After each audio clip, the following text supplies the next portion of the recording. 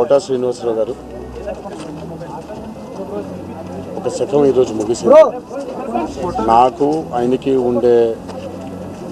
ఉన్న ఆత్మీయత ఎన్నో సందర్భాల్లో ఎన్నో చిత్రాల్లో ఆయనతో పనిచేసే అవకాశం నాకు దక్కడంతో మా అనుబంధాన్ని అందరికీ వ్యక్తం చేయడం ఒక అదృష్టంగా భావిస్తున్నాను. ఆ మహానుభావుడితో అంతటి మహనీయుడైనటువంటి నటుడితో పనిచేయడం పూర్వజన్మ సుకృతంగా భావిస్తున్నాను. ఈరోజు ఆయన లేకపోవడం తెలుగు ఫిల్మ్ ఇండస్ట్రీకి ఒక తీరని లోటు. మరి కుటుంబానికి నా సానుభూతులు.